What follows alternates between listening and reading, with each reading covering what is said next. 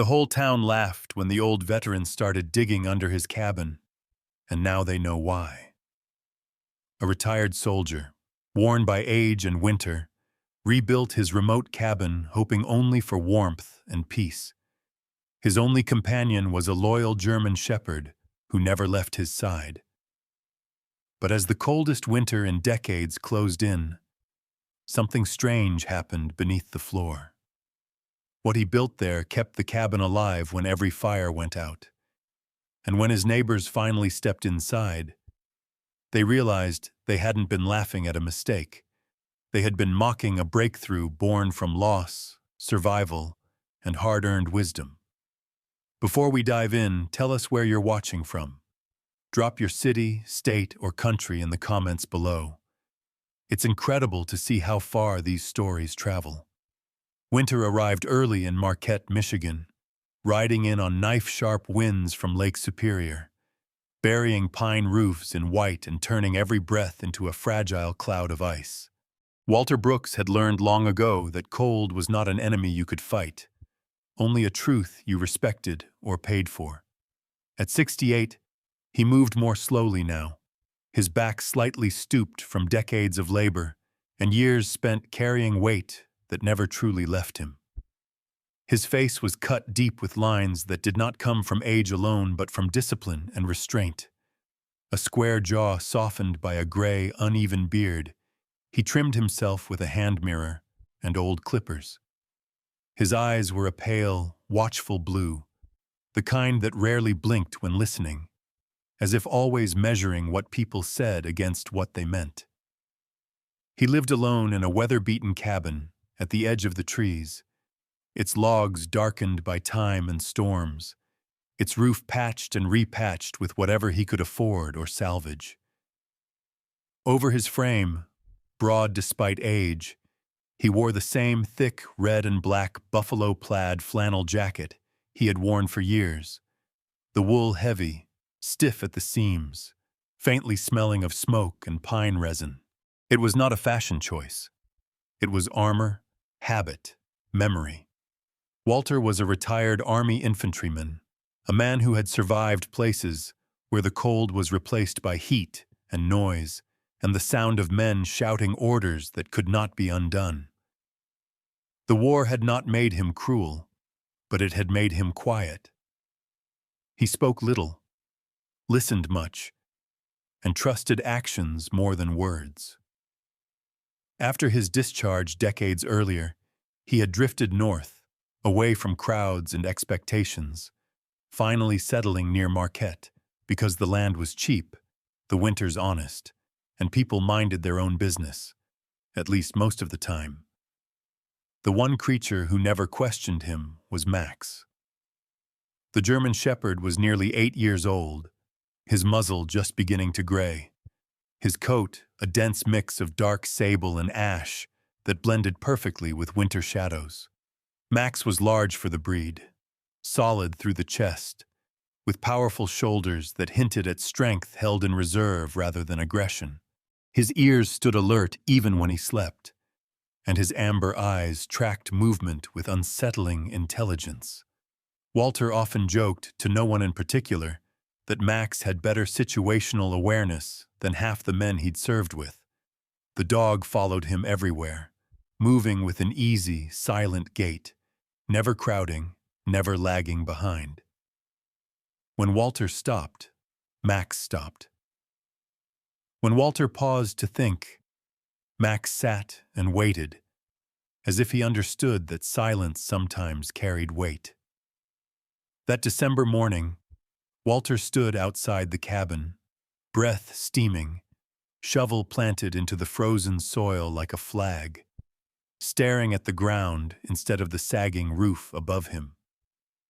The roof needed work. Anyone could see that.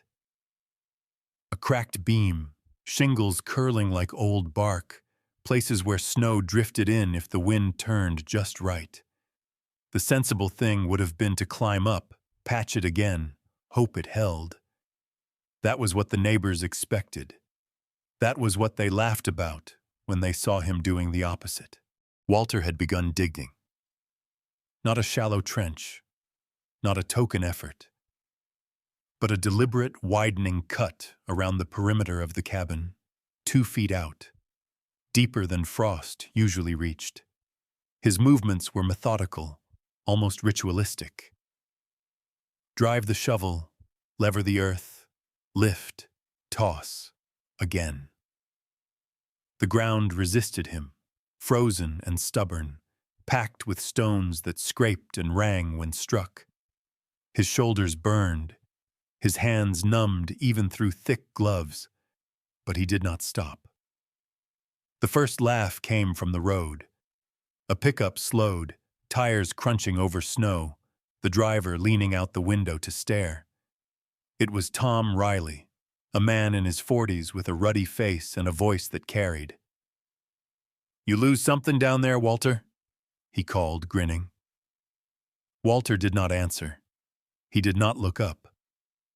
Max lifted his head, ears forward, eyes on the truck, but did not bark. The truck rolled on, laughter trailing behind it like exhaust. By the second day, more people noticed. Marquette was not a small town, but word traveled quickly along the edges, where cabins sat far enough apart that odd behavior became a kind of entertainment. A pair of older men stopped one afternoon, boots planted wide, hands shoved into pockets, shaking their heads. "Old soldier finally snapped," one of them muttered, not bothering to lower his voice, digging his own grave before the snow does it for him. Walter heard them. He heard everything. He simply kept digging. What they did not know, what they could not see, was the calculation happening behind his eyes. Walter had spent a lifetime learning how systems failed, not just machines, but routines, assumptions, people. He had seen what happened when one weak point went unnoticed, when everyone trusted that things would hold because they always had before. In the field, adequate got men killed. In the cold, it did the same, just more quietly. Inside the cabin, when he took breaks, Walter noticed details he had once ignored. How the dirt floor remained bitterly cold no matter how long the fire burned. How heat gathered uselessly near the ceiling while his boots stayed numb. How the walls breathed cold air through gaps no amount of chinking seemed to close completely. At night, lying on his narrow bed, Max curled at his feet. He could feel the cold rising from below like a living thing. He slept, but lightly, the way he always had, waking at the smallest change in sound, the pop of a log, the shift of wind against the door. Max sensed the change in his human. Dogs noticed things people missed. The shepherd watched Walter with quiet concern, following him out into the trench, standing at the edge, occasionally whining low in his throat when Walter stayed too long in the cold. Once, when Walter stumbled slightly on uneven ground, Max pressed his body against Walter's leg, steady and solid, until the moment passed. Walter rested his hand briefly on the dog's neck, fingers sinking into thick fur, grounding himself. The laughter continued. It did not anger Walter. Anger required energy he preferred to save. Instead, it confirmed something he already knew. People laughed when they did not understand, and they stopped listening long before they stopped talking. He had no interest in convincing them. This was not about pride or proving anyone wrong. It was about something far simpler and far heavier. Survival without vigilance, a shelter that did not demand perfection from a tired man. As dusk fell on the fourth evening, snow began again, slow and steady, softening the sharp edges of the trench he had carved. Walter stood there, shovel resting against his shoulder, muscles aching, breath slow and controlled. Max sat beside him, snow collecting on his back, unbothered. The cabin behind them looked smaller somehow, more fragile. as if aware that its foundations were being questioned for the first time.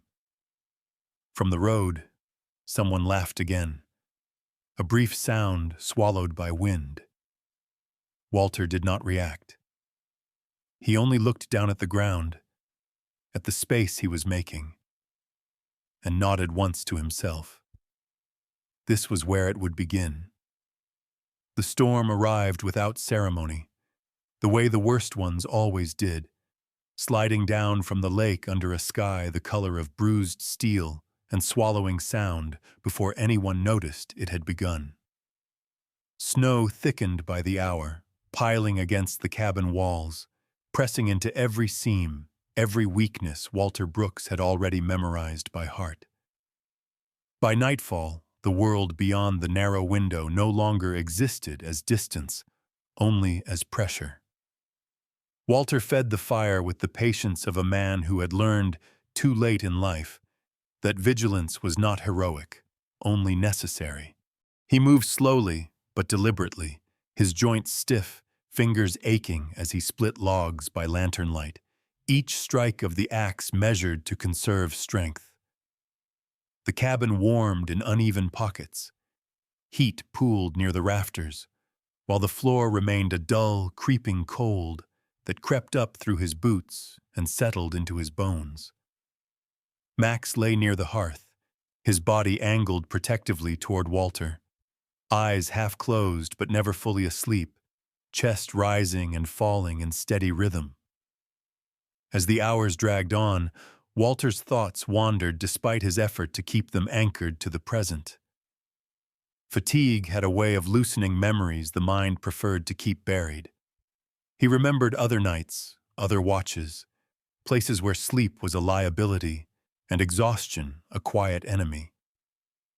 He remembered the way cold had once crept into his gloves overseas, not the clean cold of Michigan winters, but a damp, penetrating chill that robbed fingers of feeling and judgment alike.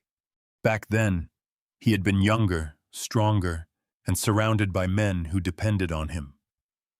Now he was older, alone, and the consequences of a mistake would fall only on himself and the dog at his feet. Sometime after midnight, his movements slowed further. He told himself he would rest his eyes for a moment, just long enough for the last log to settle. The firebox glowed orange, promising endurance. He sat back in the chair he had repaired more times than he could count, elbows on knees, head bowed slightly. Max lifted his head, ears pricked, sensing the change in Walter's breathing, the subtle slackening of a man crossing an invisible threshold. Sleep came like betrayal. When Walter woke, the silence was wrong. There was no crackle, no gentle sigh of burning wood. Dawn's pale light filtered weakly through the window, revealing frost blooming across the interior walls in delicate, merciless patterns. The air burned his lungs as he inhaled. Cold clamped down on him instantly. Not dramatic, not violent, but absolute. He tried to move his feet, and felt only stiffness. Max stood beside him, whining softly, one paw pressed against Walter's chest, warm and solid. The dog's eyes were wide, alert, reflecting fear he did not understand, but recognized all the same. Walter's heart pounded as he forced himself upright, every movement an argument with his own body. The fire was dead, not sleeping, not smoldering, dead. Gray ash, cold stone. He swore under his breath, not loudly, not angrily, but with the weary resignation of a man who knew exactly how close he had come to something irreversible. He wrapped his flannel tighter around himself and stumbled to the hearth, hands shaking as he rebuilt the fire from memory rather than dexterity. It took longer than it should have. His fingers fumbled. His breath came in shallow bursts. Max hovered close, body pressed against Walter's leg, lending heat without understanding how precious it was. When the flames finally caught, licking weakly at the kindling, Walter sank to the floor beside the hearth, back against stone, and waited for feeling to return to his feet. As warmth crept back, memory surged forward uninvited. Faces without names. Nights when exhaustion had been mistaken for resilience. Moments when he had trusted systems that were merely adequate and paid for it in blood or silence. He remembered a young man once, not much older than he had been then, who had fallen asleep on watch because the cold had numbed him slowly, gently, the way it had nearly taken Walter now. No one blamed him. Blame didn't bring people back. By mid-morning, the storm eased, leaving behind a world buried and hushed. Smoke rose thinly from Walter's chimney again, but inside the cabin, the sense of safety was gone. The warmth felt fragile, conditional, something that demanded constant attention and punished even brief lapses. Walter sat at the small table, hands wrapped around a chipped mug of coffee that tasted faintly of metal, staring at the floor. The boards were rimmed with frost. The cold beneath them felt deeper now, more intentional, as if the earth itself had leaned closer during the night. A knock came at the door, sharp and unexpected. Max barked once, low and warning, before settling. Walter opened the door to find Sarah Whitmore standing on the step, snow clinging to the hem of her long coat. Sarah was in her early 40s, tall and lean, with a narrow face shaped by years of wind and worry. Her brown hair was pulled back into a practical braid streaked with premature gray, her skin pale from winters spent indoors caring for others rather than herself. She lived 2 cabins down and worked nights at the small hospital near town. A woman known for competence rather than warmth. Kindness expressed through action rather than words. "You didn't have smoke for a while," she said, eyes flicking past him into the cabin. Assessing, always assessing. "I thought I should check." Walter nodded, stepping aside to let her in. She stamped snow from her boots and glanced at the hearth, the floor, the walls. Her gaze lingered on Walter's hands, still trembling slightly despite the fire. She noticed things. That was her nature. "You fall asleep?" she asked gently, not accusing. "Longer than I meant to," Walter replied. Sarah's lips pressed into a thin line. "That happens," she said. "More than people admit." She reached down and let Max sniff her hand. The dog accepted the gesture, tail wagging once. "You're lucky he was here." Walter looked down at Max, who met his eyes steadily. "Luck's not a plan," Walter said quietly. Sarah studied him for a moment longer, then nodded as if she understood something he hadn't said aloud. She stayed only a few minutes, long enough to be sure the fire was stable, long enough to see that Walter was thinking in dangerous, determined circles. When she left, she paused at the door. "Storms like this are coming more often," she said. "Bodies don't bounce back the way they used to." It wasn't advice, it was fact. After she was gone, Walter sat on the edge of the bed, boots still on, staring at the floor while Max settled at his feet. The realization settled slowly, heavily, with the weight of something final. He had survived the night, but survival was not the same as safety. He thought of the trench outside, half dug and mocked. He thought of the way cold rose from below, patient and unrelenting. He rested a hand on Max's head and spoke aloud, voice steady despite everything. "We're not doing this again," he said. "Not like this."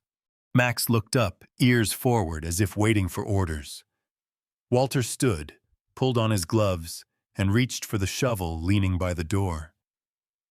Whatever came next would take time, effort, and more strength than people believed he had left. But the night had made one thing brutally clear. A house that required perfection was not a shelter, and Walter Brooks had no intention of trusting his life to anything less than something built to forgive human weakness. By the time the snowstorm loosened its grip on Marquette, Walter Brooks had already begun tearing the ground open in earnest, not with the urgency of panic, but with the calm focus of a man who had finally made a decision and would not be distracted from it.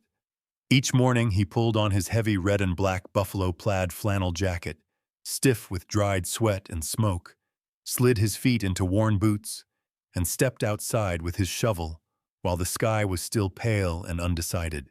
The trench that had once looked tentative now deepened steadily, circling the cabin like a scar. Walter dug until the earth changed character beneath the blade, until the soil grew dense and unyielding, studded with heavy stone that rang when struck. He welcomed that resistance. Stone was what he wanted. Stone was what remembered heat. The work reshaped him. His shoulders ached constantly, his hands cracked despite salve, but there was a steadiness in his movements that had been absent since the night the fire died. This was not frantic labor. It was deliberate construction, every measurement checked by eye and instinct rather than ruler. He hauled granite slabs from the tree line with a sled he had rebuilt from scrap, the runners screeching softly over packed snow. Each stone was chosen carefully, dense and heavy, rejected if it felt hollow or brittle under his knuckles. He stacked them into thick foundation walls inside the trench, fitting them together with patience learned from years of field repairs done with limited tools and no margin for error.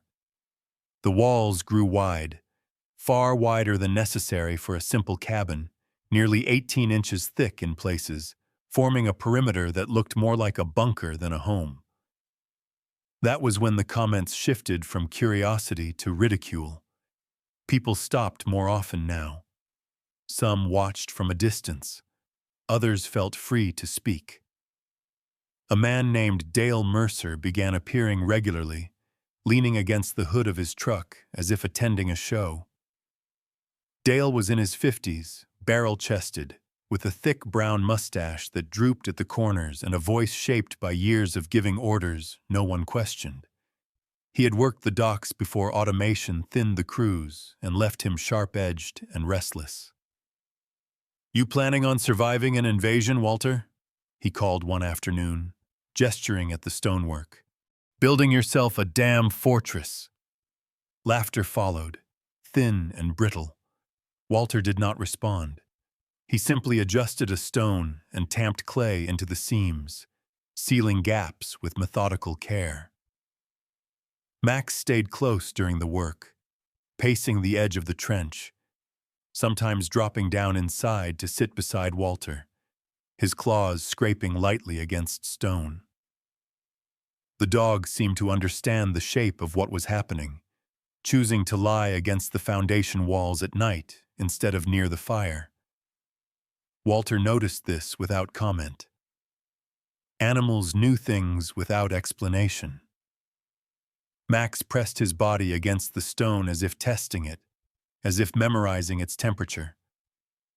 Once the stone perimeter was complete, Walter turned his attention upward and inward.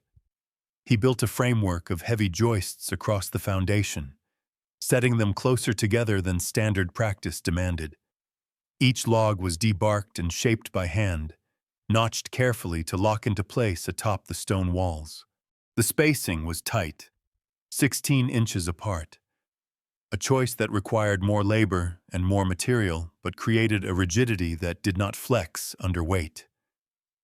When Max ran across it for the first time, nails clicking briefly against wood, the floor held firm, unmoving. Walter watched with quiet satisfaction. Strength mattered, but predictability mattered more. The next phase drew the loudest ridicule.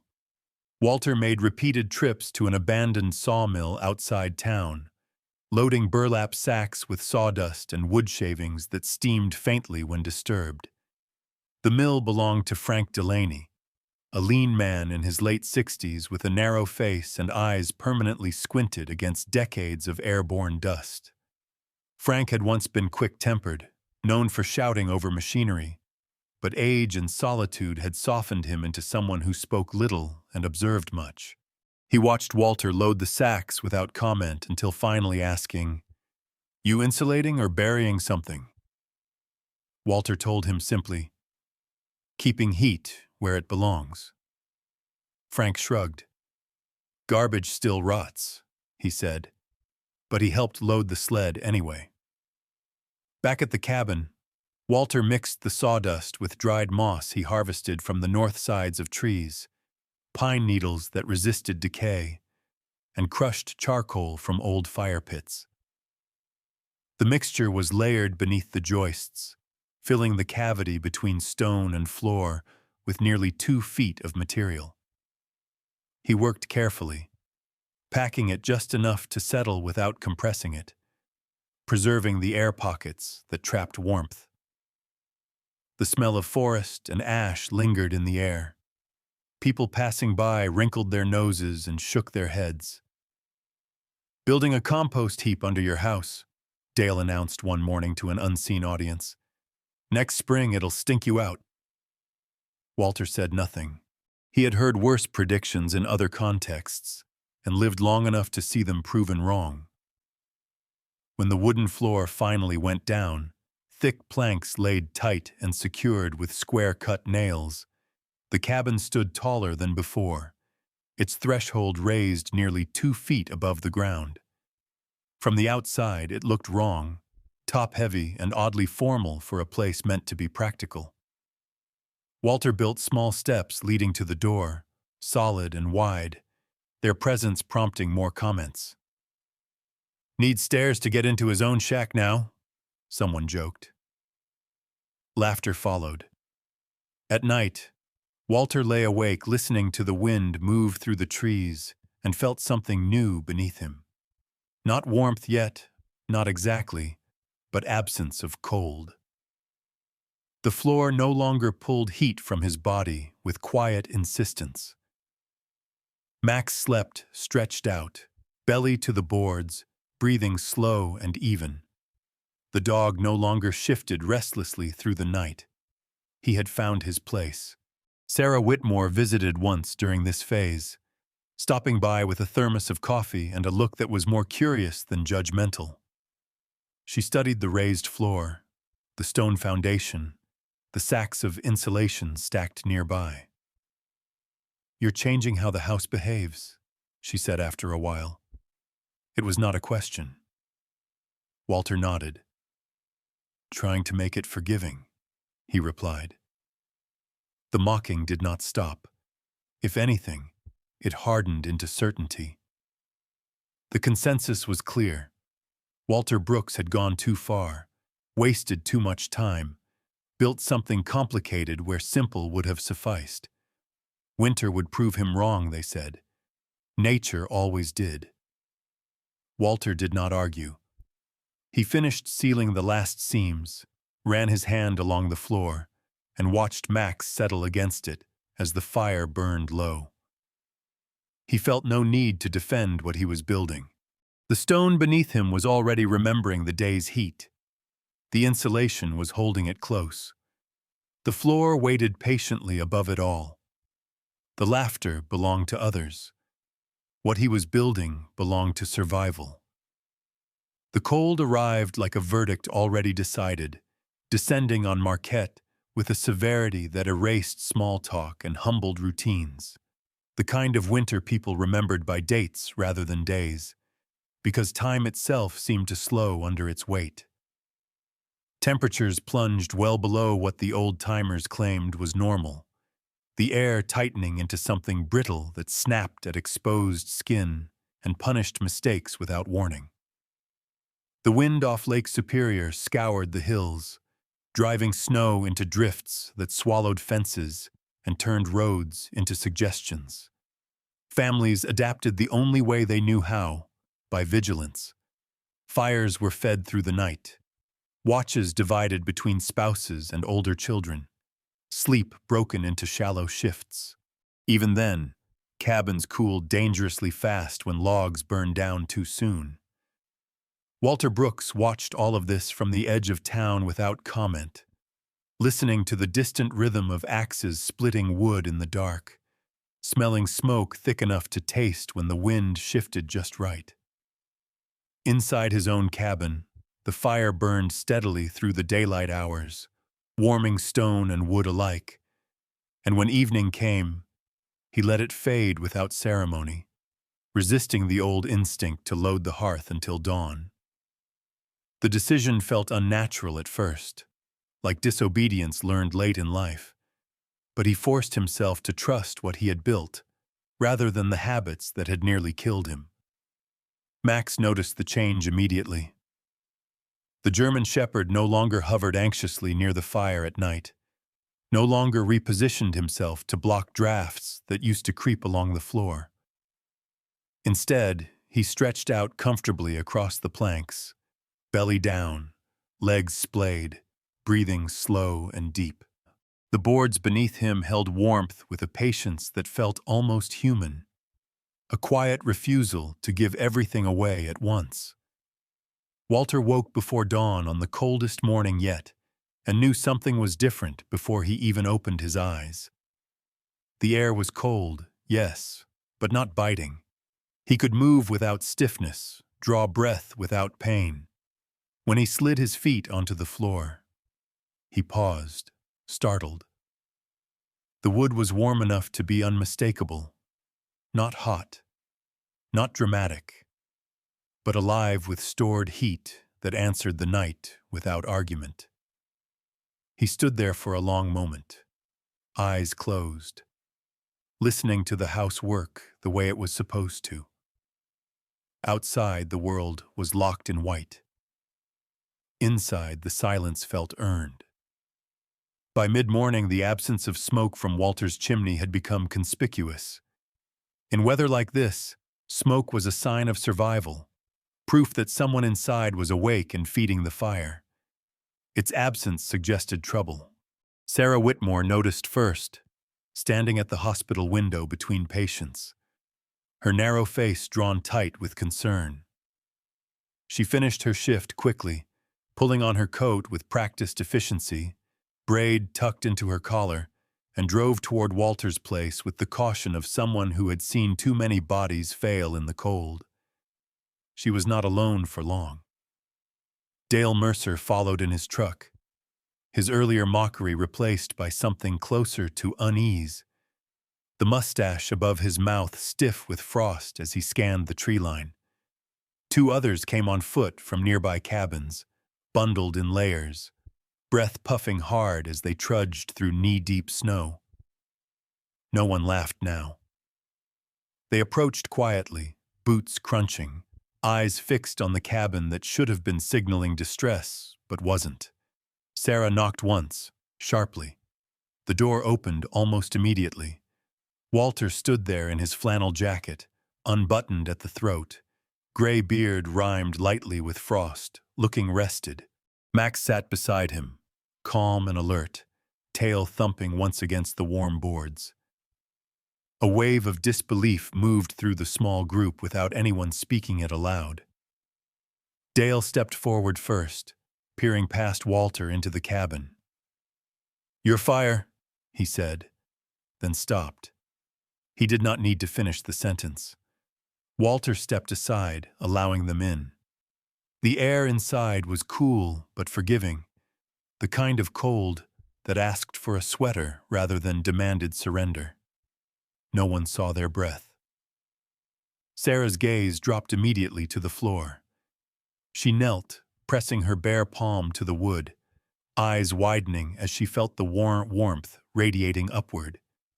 She looked up at Walter slowly, something like relief softening the sharp lines of her face. "How long has the fire been out?" she asked. "Since midnight," Walter replied. The room shifted around that answer. Dale removed his gloves, crouched, and touched the floor himself, then stood abruptly, shaking his head as if trying to wake from a trick. "That's not possible," he said, though his voice lacked conviction. Walter moved to one of the removable planks and lifted it, revealing the cavity beneath. Warm air breathed upward, carrying the faint, clean scent of wood and earth. Beneath the joists, the insulating layer glowed with quiet purpose, stone walls visible beyond it, dark and massive, holding the memory of yesterday's fire. No one spoke for a long moment. Outside, the wind howled, but inside the cabin, winter had been reduced to an inconvenience. Dale looked at the stonework again, at the raised floor, at the careful ceiling along the walls where no frost bloomed. His earlier certainty crumbled into something closer to awe. "You built it to remember," he said finally, not quite understanding, but close enough to feel the truth of it. Once Walter nodded, Sarah straightened, rubbing her hands together, eyes thoughtful. "This changes things," she said quietly, not as a compliment, but as an assessment. Word spread quickly after that, not with excitement, but with urgency. People came in ones and twos despite the cold, families leaving their fires just long enough to see what had happened inside Walter's cabin. They felt the floor, examined the stone, listened as Walter explained without embellishment, his words plain and careful. He did not claim miracles. He spoke of mass, of patience, of building something that could forgive exhaustion. He spoke of nights when vigilance failed, and how houses should not punish that failure with death. By afternoon, the laughter that had followed his work all autumn was gone, replaced by a sober silence heavy with recalculation.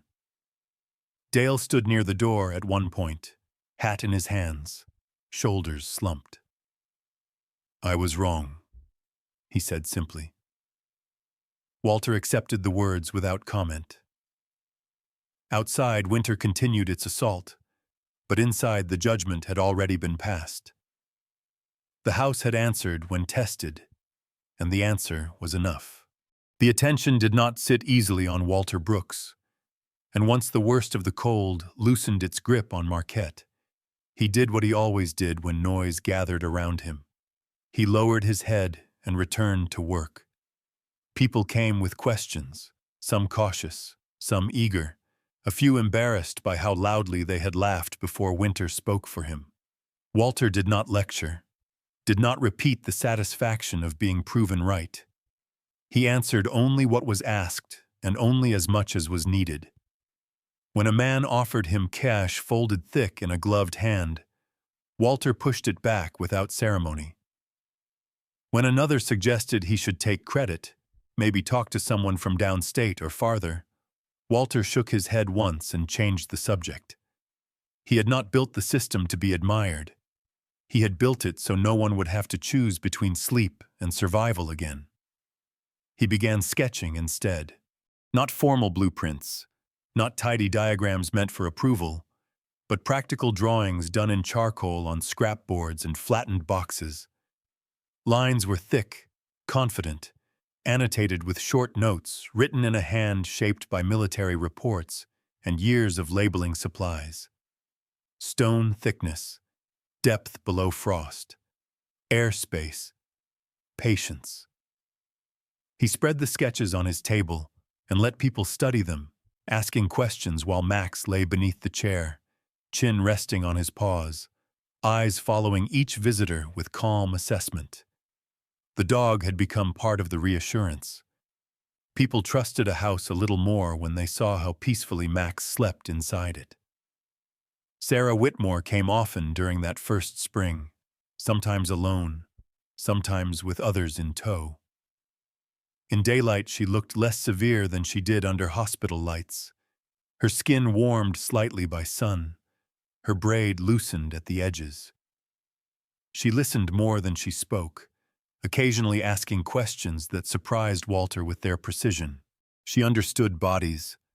She understood failure points.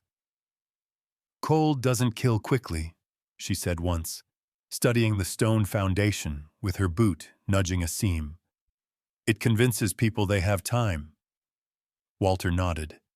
That was exactly it. Over coffee at his table, steam curling between them, Sarah asked him why he hadn't left after the near miss, why he hadn't sold the place and moved somewhere easier. Walter took a long moment before answering. Because leaving doesn't fix what follows you, he said. Sarah accepted that without probing further. As months passed, the sketches multiplied. So did the cabins that began quietly changing shape around the outskirts of Marquette. Not all at once, not dramatically, but steadily. One man dug deeper foundations than he would have before. Another added insulation beneath a raised floor. Awkward at first, unsure, but persistent. A family reinforced stone walls along their crawl space, sealing gaps they had ignored for years. The work was slow, often done on weekends or borrowed afternoons, but it was different from the frantic patching that preceded every winter. It was deliberate. It assumed failure would happen and planned for it anyway. Frank Delaney's old sawmill came alive again in small ways. Sawdust hauled off with purpose instead of dumped. Frank himself, bent and quiet, watched the traffic with faint amusement. Funny, he said to Walter one afternoon, handing him a sack. Garbage only stays garbage until someone decides it matters. Walter smiled at that. A rare thing, brief and genuine. Not everyone adopted the system fully. Some took pieces of it. Others waited, watching how the first winter passed for those who tried. That winter came, hard but not historic, and the difference was subtle yet undeniable. Fewer midnight emergencies, fewer frost-bitten hands, fewer calls to Sarah's hospital ward for cold-related complications that could have been avoided. No one wrote articles. No one held meetings. The change announced itself quietly, in the way people slept through nights they would once have endured awake. Walter aged as all men do, incrementally and without asking permission. His beard whitened further, his steps shortened, but his posture remained stubbornly upright. Every winter he pulled on the same red and black flannel jacket, its fabric worn thin at the elbows, mended more times than he could count. The jacket had become part of the landscape, as recognizable as the cabin itself. Children who passed by with sleds learned to associate that pattern with warmth and safety, even if they never understood why. Max grew older too, muzzle silvered now, joints stiff on the coldest mornings. But he still followed Walter on slow walks across the snow-packed yard, breath puffing rhythmically, tail swaying with contentment. They moved as a unit, unhurried, practiced.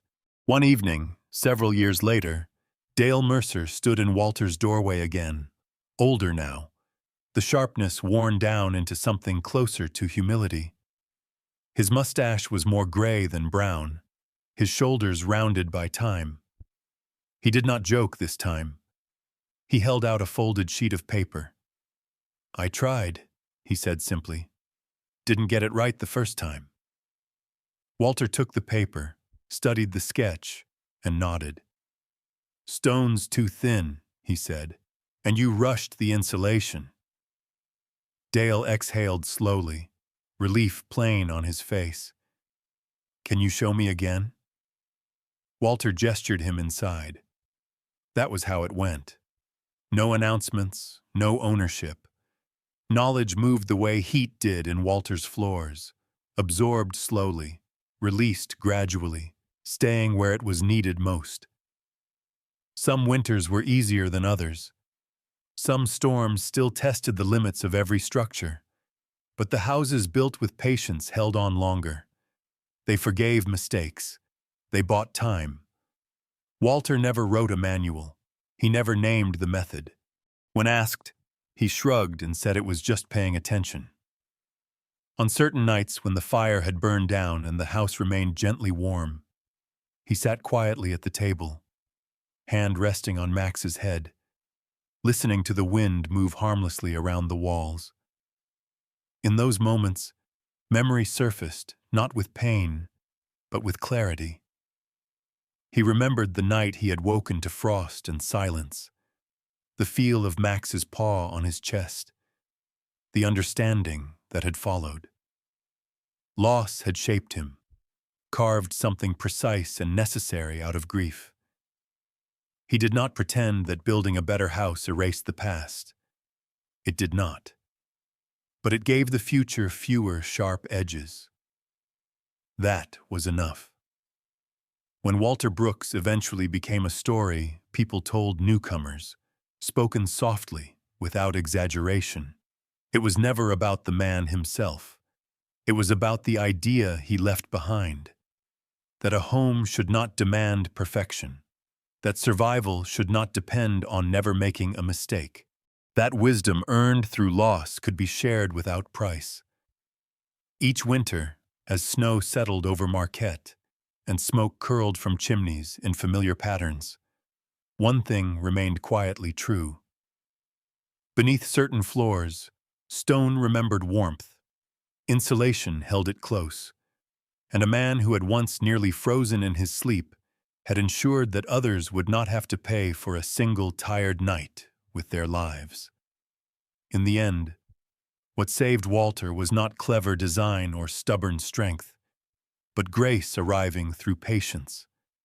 Some might call it engineering. Others might call it wisdom earned the hard way.